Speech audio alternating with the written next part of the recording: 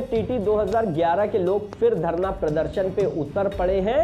आखिर क्यों बार बार बीएडटीटी 2011 प्रदर्शन पर उतर रहे हैं अपनी मांगों को लेकर के? देखिए हमारे संवाददाता की एक रिपोर्ट बीएडटीटी 2011 के अध्यक्ष जो उन्होंने बात की। योगी तेरे शासन में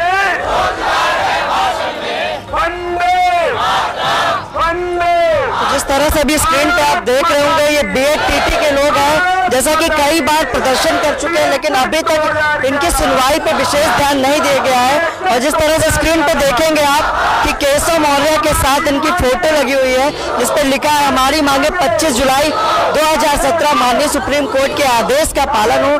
बीजेपी सरकार जिसके केशव प्रसाद मौर्य उप मुख्यमंत्री हैं, इस समय उन्होंने वादा किया था इनके धरने पर बैठ के कि जब भी हम सत्ता में आएंगे तो इनके लिए सबसे पहले करेंगे, लेकिन अभी तक लगता है सरकार के कानों में जू रेंग गई है। अभी तक किसी तरह का कोई भी इनके लिए कोई कार्रवाई नहीं हुई। कई धरने प्रदर्शन इन लोगों ने किए जिस पे एक आश्वासन सरकार के द्वारा मिला भी था, लेकिन सरकार के आश्वासन पे धूल जम गई है। शायद इस वजह से आज फिर इनको धरना प्रदर्शन करने की जरूरत पड़ गई। आइए जानते हैं इनके अध्यक्ष से कि किन प्रमुख मांगों को लेकर धरना प्रदर्शन। जी, मैं सुनील कुमार, एसोसिएशन अध्यक्ष। हम लोग अनवरत 7 सालों से तीनों सरकारों के पीड़ित हैं, चाहे वो सपा हो, बसपा हो और अब भाजपा से पीड़ित हैं। जिस तरह से आपने एक बैनर लगाया हुआ है, ये बैनर कब का है? ये बैनर विगत जब जो है ये विपक्ष में हुआ करते थे, माननीय बीजेपी विपक्ष में होती थी, माननीय केशव मौर्य जी विपक्ष में होते थे, तब ये हमारे धरने में, हमारे आंदोलन में आके बैठते थे। जैसे आज हम धरना कर रहे हैं, ऐसे विगत दिनों में जब हमारे धरने होते थे तो हमारे आंदोलन में बैठते थे आके और धरने में बैठते थे आके और कहते थे जब हमारी सत्ता आएगी तो हम आपको न्याय दिलाएंगे। जैसा कि आपने बैनर भी लगा रखा है, इस पे कई भाजपा नेताओं की फोटो है, तो ये क्यों? ये इसलिए है कि समय समय पर माननीय महेंद्र नाथ पांडे जी का फोटो है इसमें।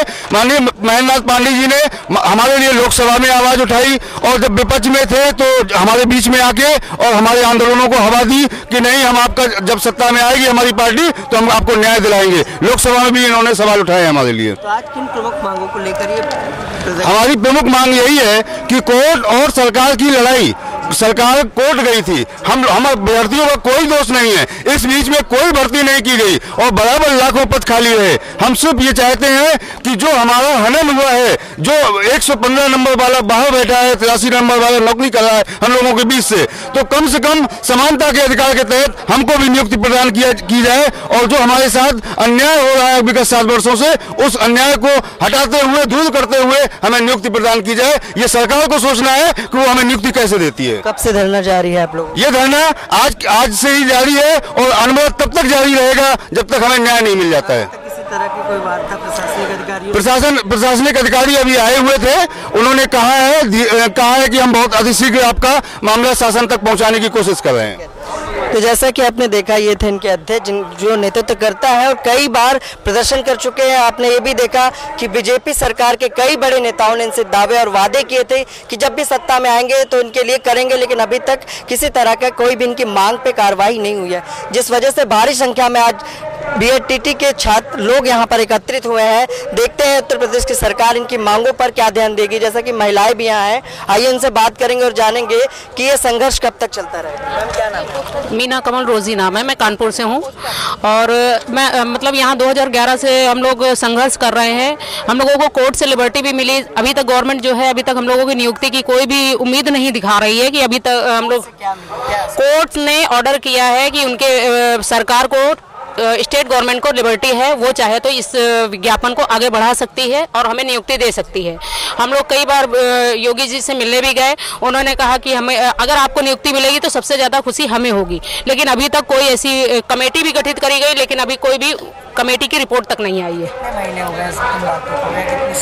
ये लगभग 6 महीने हो गए, कमेटी बने हुए 6 महीने हो गए हैं। और किस तरह का रूप लेने वाला अगर आपकी मांगे नहीं पूरी? अब हम लोग 7 साल से तो इस तरीके से हर तरीके से आंदोलन करके थक चुके हैं। इस बार हम लोग आंदोलन कर रहे हैं कि सरकार, चुनाव का समय है, अगर उन्होंने हमको नियुक्ति नहीं दी तो सरकार भी जाएगी, सत्ता से सरकार को हम आने नहीं देंगे। तो जैसा कि आपने देखा, ये थे धरना प्रदर्शन कर रहे हैं अपनी मांगों को लेकर। देखते हैं उत्तर प्रदेश की सरकार कहां तक इनकी मांगों पर ध्यान देगी या फिर से एक धरना प्रदर्शन को करना पड़ेगा। इसी के साथ मैं विक्रम आपसे इजाजत चाहूंगा। नमस्कार।